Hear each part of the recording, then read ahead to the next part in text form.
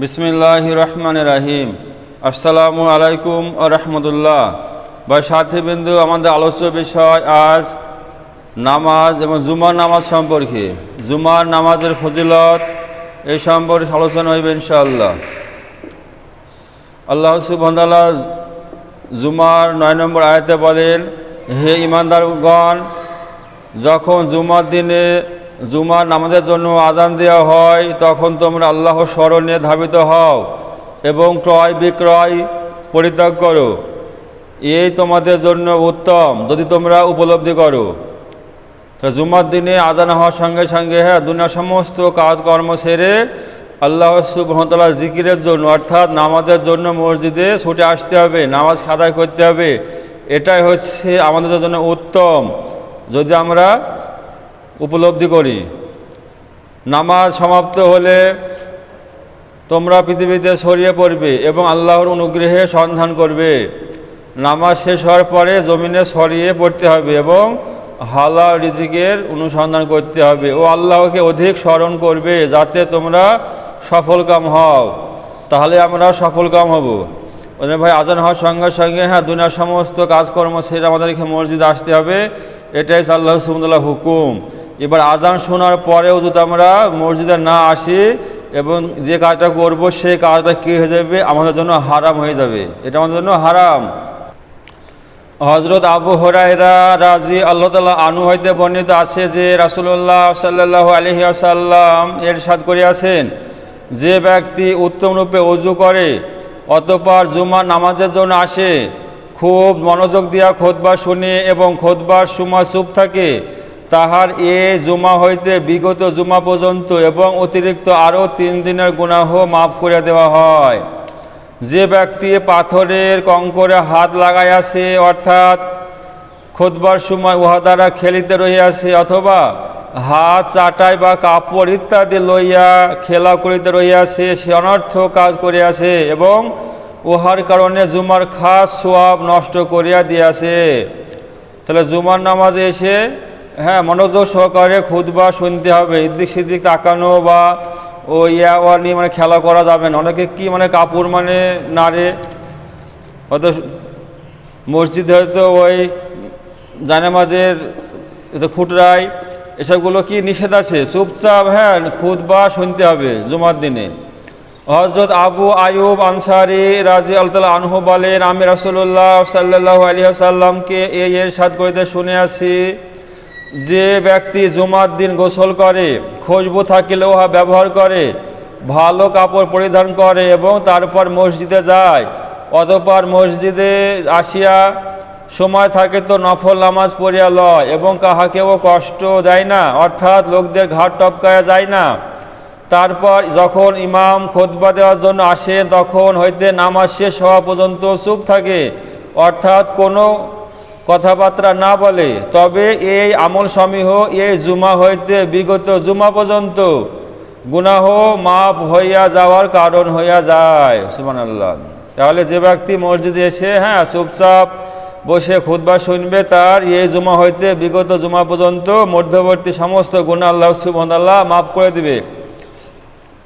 হযরত সালমান ফারসি রাদিয়াল্লাহু তাআলা আনহু বর্ণনা করেন যে রাসূলুল্লাহ সাল্লাল্লাহু আলাইহি ওয়াসাল্লাম ইরশাদ করিয়াছেন, যে ব্যক্তি জুমার দিন গোসল করে, যথাসম্ভব পাক পবিত্রতা হাসিল করে, নিজের তৌল লাগায় অথবা নিজ ঘর হইতে খুশবু ব্যবহার করে, অতঃপর মসজিদে যায়, মসজিদে পৌঁছিয়া এমন 2 ব্যক্তির মাঝখানে বসে না যাহারা পূর্ব হইতেই একত্রে বসিয়া আছে, যে পরিমাণ তৌফিক হয় জুমার পূর্বে নামাজ পড়ে, অতঃপর যখন ইমাম খুতবা দেয় উহা মনোযোগ সহকারে চুপ করিয়া খুতবা শুনে, তবে এ জুমা হইতে বিগত জুমা পর্যন্ত সকল গুনাহ মাফ করিয়া দেওয়া হয়। এটা হচ্ছে বুখারী শরীফের হাদিস। তাহলে জুমার দিনে এত ফজিলত রয়েছে। হযরত আবু হুরায়রা রাদিয়াল্লাহু তাআলা আনহু বর্ণনা করেন যে রাসূলুল্লাহ সাল্লাল্লাহু আলাইহি ওয়াসাল্লাম একবার জুমার দিন ইরশাদ করিলেন, মুসলমানগণ, আল্লাহ তাআলা তোমাদের জন্য এই দিনকে ঈদের দিন বানাইয়াছেন, অতএব এই দিনে গোসল করিও, মেশকের ইহতিমাম করিও, দাতন করতে হবে, মেশক দাতন, রাসূলুল্লাহ সাল্লাল্লাহু আলাইহি ওয়াসাল্লাম একবার জুমার দিন ইরশাদ করিলেন, মুসলমানগণ, আল্লাহ তাআলা তোমাদের জন্য এই দিনকে ঈদের দিন বানায় আছেন, অতএব এই দিনে গোসল করিও, মেশাকির ইহতিমাম করিও, তাবারানি মাজমায়ে জাওয়ায়েদ। তাহলে এই জুমার দিন হচ্ছে আমাদের ঈদের দিনের সমতুল্য। হযরত আবু উমামা রাদিয়াল্লাহু তাআলা আনহু হইতে বর্ণিত আছে যে নবী করিম সাল্লাল্লাহু আলাইহি ওয়াসাল্লাম ইরশাদ করিয়াছেন, জুমার দিনের গোসল চুলের গোড়া হইতে পর্যন্ত গুনাহগুলিকে বাহির করিয়া দেয়, তাবারানি মাজমায়ে জাওয়ায়েদ। তাহলে জুমার দিনে গোসল সমস্ত গুনাহ মানে মাফ করে দেয়। হযরত আবু হুরায়রা রাদিয়াল্লাহু তাআলা আনহু বলেন, রাসূলুল্লাহ সাল্লাল্লাহু আলাইহি ওয়াসাল্লাম ইরশাদ করিয়াছেন, জুমার দিন ফেরেশতাগণ মসজিদের দরজায় দাঁড়াইয়া যান, প্রথম আগমনকারীর নাম প্রথমে, তার উপর আগমনকারীর নাম তার উপরে লিখেন। এইভাবে আগমনকারীদের নাম তাহাদের আগমনের নিয়মে একের পর এক লিখিতে থাকেন। যে ব্যক্তি জুমার জন্য সকাল গমন করে, মানে সকাল সকাল যায়, সে উট সদকা করার সওয়াব লাভ করে। যে ব্যক্তি সকালে যায়, মানে সকলের আগে, সে উট সদকা করার সমান সওয়াব পায়। উট সদকা করার সমান সওয়াব পায় যে সকালে যাইবে, মানে সেই ব্যক্তি। তারপর আগমনকারী গাভী সদকা করার সওয়াব লাভ করে, গরু।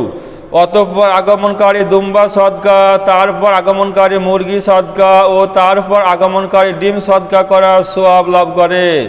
যখন ইমাম খুতবা দেওয়ার জন্য আসেন, তখন ফেরেশতাগণ রেজিস্টার খাতা যাহাতে আগমনকারীদের নাম লেখা হইয়াছে বন্ধ করিয়া ফেলেন এবং খুতবা শুনিতে মশগুল হইয়া যান। তাহলে ভাই চেষ্টা করতে হবে জুমার দিনে সকালে আসতে হবে, সকালে আসতে হবে। যে ফার্স্টে আসবে সে কী হবে, সে মানে কুরবানি করার সমান সওয়াব পাবে। গরু কুরবানি করার সমান সওয়াব সে মানে পাইবে। ওই জন্য মানে সকাল জুমার দিনে চলে আসতে হবে এবং মনোযোগ সহকারে খুতবা শুনতে হবে। এটা হচ্ছে বুখারী শরীফের হাদিস।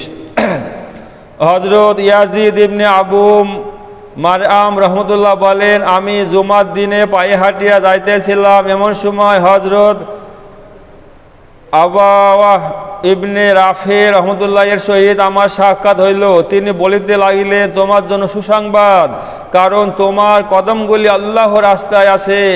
আমি হযরত আবু আব্বাস রাদিয়াল্লাহু তাআলা আনহুকে এরূপ বলিতে শুনিয়াছি যে রাসূলুল্লাহ সাল্লাল্লাহু আলাইহি ওয়াসাল্লাম ইরশাদ করিয়াছেন, যাহার কদম আল্লাহর রাস্তায় ধুলাযুক্ত হয়, তাহার সেই কদম দোজখের আগুনের উপর হারাম। এটা হচ্ছে তিরমিজি শরীফের হাদিস। হযরত আওস ইবনে আওস সাকাফি রাদিয়াল্লাহু তাআলা আনহু বলেন, আমি রাসূলুল্লাহ সাল্লাল্লাহু আলাইহি ওয়াসাল্লামকে এই ইরশাদ করিতে শুনিয়াছি যে, যে ব্যক্তি জুমার দিন খুব উত্তম রূপে গোসল করিয়া অতি প্রত্যুষে, মানে সকাল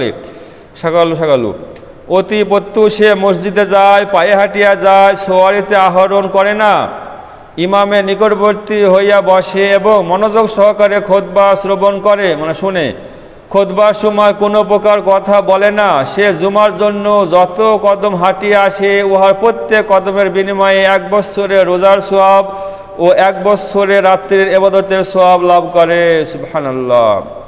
এটা হচ্ছে আবু দাউদ শরীফের হাদিস। হযরত আব্দুল্লাহ ইবনে আমর ইবনে আশি রাদিয়াল্লাহু তাআলা আনহু হইতে বর্ণিত আছে যে রাসূলুল্লাহ সাল্লাল্লাহু আলাইহি ওয়াসাল্লাম ইরশাদ করিয়াছেন, যে ব্যক্তি জুমার দিন উত্তম রূপে গোসল করে, অতি প্রত্যুষে জুমার জন্য যায়, ইমামের অতি নিকটবর্তী হইয়া বসে, মনোযোগ সহকারে খুতবা শ্রবণ করে, খুতবার সময় চুপ থাকে, সে যত কদম হাঁটিয়া মসজিদে আসে, উহার প্রত্যেক কদমের বিনিময়ে সারা বৎসরে তাহাজ্জুদ ও সারা বৎসরের রোজার সওয়াব লাভ করে। সুবহানাল্লাহ। হযরত আবু লুবাবা ইবনে আব্দুল মুনজির রাদিয়াল্লাহু তাআলা আনহু বর্ণনা করেন যে রাসূলুল্লাহ সাল্লাল্লাহু আলাইহি ওয়াসাল্লাম ইরশাদ করিয়াছেন, জুমার দিন সমস্ত দিনের সরদার, আল্লাহ তাআলার নিকট সমস্ত দিনের মধ্যে সর্বাপেক্ষা সম্মানিত, আল্লাহর কাছে সবথেকে, মানে সমস্ত দিনের মধ্যে সম্মানিত হয়েছে জুমার দিন। জুমার দিন আল্লাহর কাছে সবথেকে সম্মানিত। এই দিন আল্লাহর নিকট ঈদুল আজহা ও ঈদুল ফিতরের দিন অপেক্ষা অধিক মর্যাদাবান। তাহলে দুই ঈদের দিনের থেকে মর্যাদাবান হয়েছে এই শুক্রবার অর্থাৎ জুমার নামাজ। এই দিনে 5টি জিনিস হইয়াছে। এই দিন আল্লাহ তাআলা হযরত আদম আলাইহিস সালামকে সৃষ্টি করিয়াছেন, এই দিনে তাহাকে জমিনে নামাইয়াছেন, এই দিনে তাহাকে মৃত্যু দিয়াছেন। এই দিনে একটি মুহূর্ত এমন রহিয়াছে যে বান্দা সেই মুহূর্তে যাহা চায় আল্লাহ তাআলা অবশ্যই তাহাকে উহা দান করেন। শর্ত হইল কোনো হারাম জিনিস না চায়।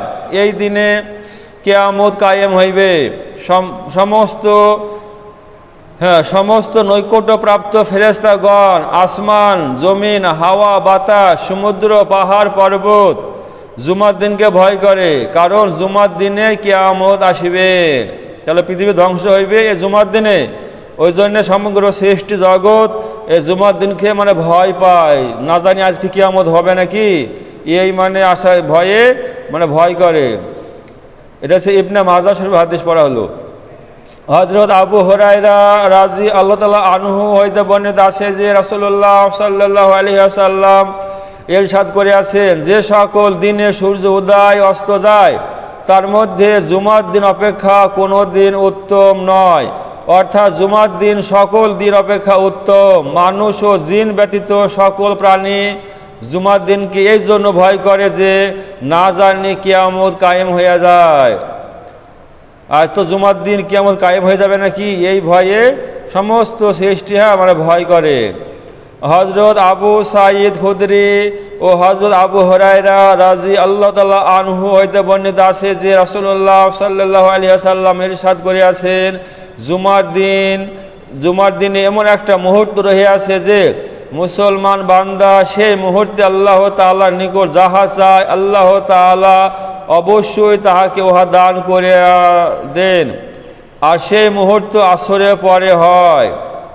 হযরত আবু মুসা আশআরী রাজি আল্লাহ তাআলা আনহু বলেন, আমি রাসূলুল্লাহ সাল্লাল্লাহু আলাইহি সাল্লামকে জুমার সে মুহূর্ত সম্পর্কে ইরশাদ করিতে শুনিয়াছি যে সে মুহূর্ত জুমার খুতবা আরম্ভ হইতে নামাজ শেষ হওয়া পর্যন্ত মধ্যবর্তী সময়। মুসলিম শরীফ। ফায়দা, জুমার দিনে দোয়া কবুল হওয়ার সময় নির্ধারণ সম্পর্কে আরও অনেক হাদিসে রহিয়াছে। অতএব সম্পূর্ণ দিনেই অধিক পরিমাণে দোয়া ও এতে ইবাদতে ইহতিমাম করা উচিত। জুমার দিনে একটা মুহূর্ত আছে, ওই সময়তে দোয়া কবুল হয়, কিন্তু ওই সময়টা কোন মুহূর্ত এই সম্পর্কে বিভিন্ন হাদিসে বিভিন্নভাবে বর্ণনা হয়েছে।